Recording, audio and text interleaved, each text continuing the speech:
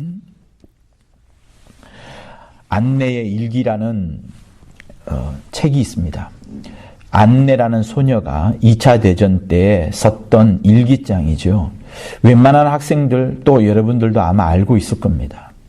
그 일기장을 보면 희망과 또 기쁨과 일상에서의 소소한 행복을 찾아가고 있고 생명을 향하여 갈구하는 그 소녀의 순박한 내용들이 잘 들어가 있습니다. 그러나 여러분 어때요? 1945년 아마 2차 대전이 끝나기 그 직전 여름에 2월달 정도에 마침내 이 은신처가 발각되어서 이 아이는 이제 끌려가고 맙니다. 끌려간 그 다음 해에 이제 죽게 되지요. 그래서 사람들은 안내에 그 숨어 있는 모습들을 생각하면서 불쌍하다라고 말합니다. 그런데 정작 안내는 그 일기에 결코 어려운 이야기들을, 힘든 이야기들을, 불쌍한 이야기들을 쓰고 있지 않습니다. 어려움 속에서도 오히려 희망의 이야기를, 행복의 이야기들, 살아날 수 있다는 이야기를 쓰고 있습니다. 또 여러분들이 알고 있는 사람도 있을 건데 인생은 아름다워라는 영화가 있습니다. 이 장소는 어떤 장소가 하면 수용소 안에서 벌어지는 장소예요. 주인공은 아버지와 엄마와 이제 태어난 아들. 아버지가 아들한테 끊임없이 수용소 안에서 보여주는 것이 있습니다. 그것은 뭔가 하면 죽음에 임박했던 상황 속에서도 아버지는 아이에게 최대한의 행복을 보여줍니다. 다시 말하면 이 제목처럼 인생은 아름다워 라는 그 내용을 아이한테 계속 심어주는 거예요. 어디에서? 수용소 안에서. 심지어 이리 잡히고 저리 잡히고 막 얻어맞기도 할 때에도 아버지는 아이에게 나는 괜찮아 이 정도가 아니라 나는 지금도 행복하고 즐거워라는 것을 아이한테 심어줍니다. 그리고 마지막 장면이 굉장히 감동적으로 다가오죠. 아버지가 이제 총살을 당합니다. 총살을 당하러 끌려가는데 이 아버지는 아들이 보고 있다는 것을 알고 있어요. 아들을 일부러 같이 끌려가지 않으려고 어떤 조그만 공간 속에 넣어두거든요.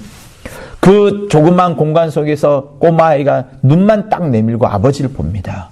그런데 이 아버지는 걸어갈 때에 이제 총살을 당하기 직전에 사람이니까 얼마나 무섭겠습니까?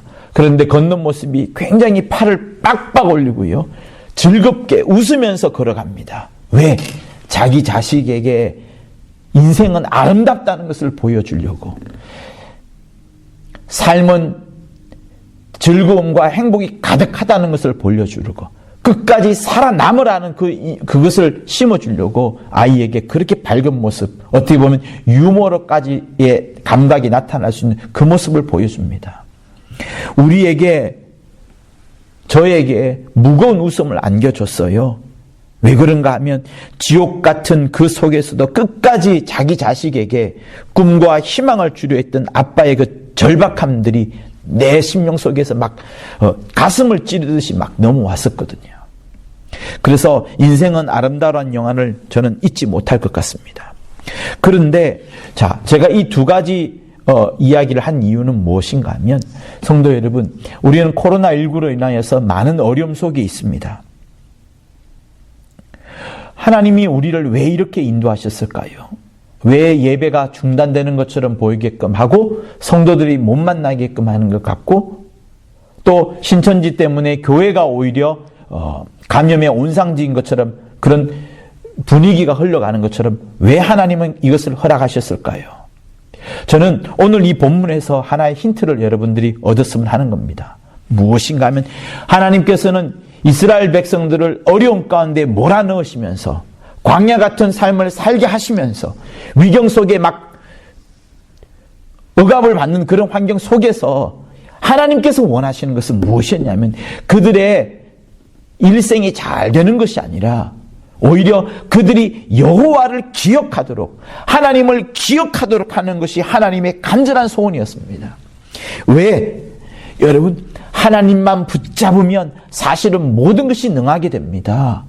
그런데 이스라엘 백성들이 하나님을 잊어버리면 아니 되기 때문에 하나님께서는 온갖 장치를, 심지어 강대국을 마련하기도 하고 노예로 끌려가기도 하고 전쟁에서 이기게도 하고 전쟁에서 지기끔도 하고 전염병이 돌게끔 하기도 하고 우환이 덮치게끔 하기도 하고 온갖 이상한 일이 일어나기도 하면서 이스라엘 백성들을 오직 여호와의 백성, 하나님의 백성으로 만들어 가시면서 하나님을 알라, 하나님을 힘써 알라, 하나님을 알라, 하나님을 알라라는 것을 계속해서 가르쳐 주고 있습니다. 그렇다면 여러분, 코로나19에 앞서서 우리가 생각해야 될 것은 무엇일까요? 저는 여러분들이 먼 훗날 좋은 추억을 가졌으면 하는 것이 저의 간절한 바람입니다. 좋은 추억이라니요. 코로나19로 인하여서 우리가 힘듭니다. 그리고 2017년 교회 사태로 인하여서 역시 힘듭니다. 2018년 외양간 사건으로 인하여서 역시 힘들었던 때였습니다. 그러나 여러분, 우리는 그런 힘들었던 속에서 무엇이 있습니까? 우리의 즐거운 추억들이 있어요. 교회를 지키고자 몸부림을 쳤던 거, 진리를 수호하고자 정말 기도하고 간구하였던 거, 어려운 현실들 속에서도 전도하려고 정말 몸부림을 쳤던 거, 차가운 날씨 속에서도 정말 전도지 하나 나눠주면서 예수 믿으세요라고 외쳤던 그런 것들을 우리는 잘 기억하고 있습니다. 그렇다면 2020년에 이 코로나19 사태 속에서도 여러분 모두가 다 좋은 추억을 남길 수 있을 것이라 저는 확신하는 겁니다. 그래서 여러분 요즘은 어때요? 무관심, 병 때문에 남을 의심하기도 하고 또 조금 이상한 사람하고는 배척하고 단절한 일들이 일어나고 있습니다. 그런데 여러분 우리 어때요? 정말 예배가 소중하구나, 새벽기도가 얼마나 귀했구나, 이런 어려운 속에서 주변에 있는 사람들이 얼마나 고맙고 소중한 것을 알아가고 있는 때가 아니겠습니까? 그러니 여러분, 우리는 오히려 이때에 그동안에 감사했던 제목들에 대해서 더욱더 감사하고 나에게 베풀어 주었던 사랑에 대해서 더 감사가 넘쳐나는 시간들을 만들어가는 여러분이 되었으면 하는 겁니다. 또한 대구와 또 우리 센터 앞에 있는 코리아 빌딩 있죠. 그곳에서 싸우고 있는 의료진들한테도 감사하는 마음을 사실 가져야 되는 겁니다. 내가 그 현장에서 감염이 됐다고 하면 여러분 어떻겠습니까? 모두가 다 나를 배척할 수밖에 없지 않겠습니까?